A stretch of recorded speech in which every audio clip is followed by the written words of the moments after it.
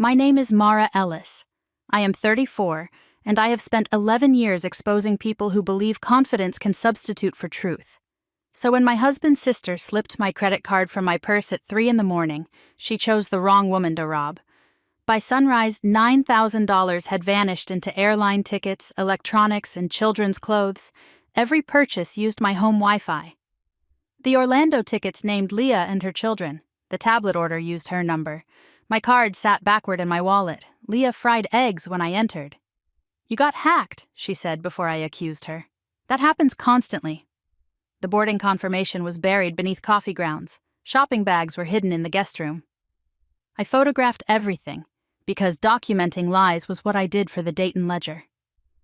Owen came home, turned pale, and called his father. Walter Hart arrived wearing his church jacket and sat at the head of my table. He listened briefly, then raised one hand. Leah would never do that.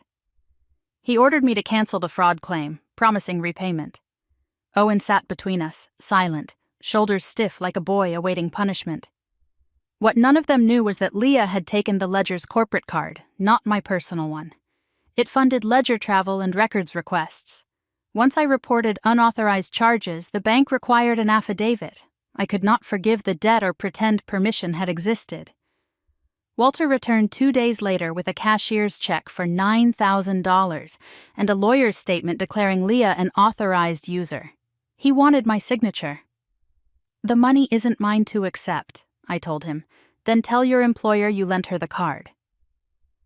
That lie would have made me personally liable, ended my career, and possibly exposed me to criminal charges.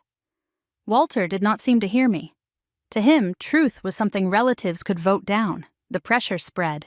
Aunts called me heartless. Cousins warned Owen that I was destroying the family.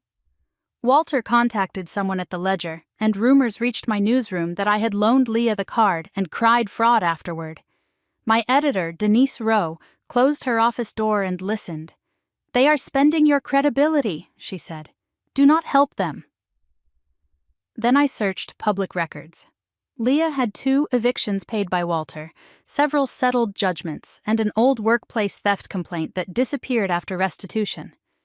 This was not one desperate mistake. It was a system. Leah created damage, Walter erased evidence, and everyone renamed the rescue love. Owen finally opened a box from childhood. Inside were a paper route ledger, a photograph of his first guitar, and a savings bond. Walter had taken each one to solve Leah's problems. Every loss had been labeled borrowed. "I thought I was generous," Owen whispered. "I was trained." The affidavit deadline fell after Sunday dinner. Walter invited 14 relatives and his pastor, arranged his check beside my plate, and placed yellow tabs on the statement where my signature belonged. For the first time since marrying Owen, my seat was beside Walter instead of near the serving trays. Before the meal, the pastor prayed about forgiveness and keeping outsiders away from family troubles. Walter stood beneath the dining room light and offered me everything I had once wanted. "Sign," he said, "and you are not merely Owen's wife anymore. You are my daughter." The room waited silently. I opened my purse and unfolded the bank affidavit. Walter's smile vanished. I told him I knew why he feared courts. His father had once been arrested over a bad check, humiliating their family. Walter had spent decades preventing anyone he loved from facing consequences. But his protection had not healed Leah.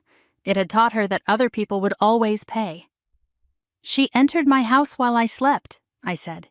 "She stole $9,000, and she was not frightened because you trained her never to be." I looked at the relatives surrounding the table. "I wanted a place here, but I will not purchase it with my career, my name, or a lie."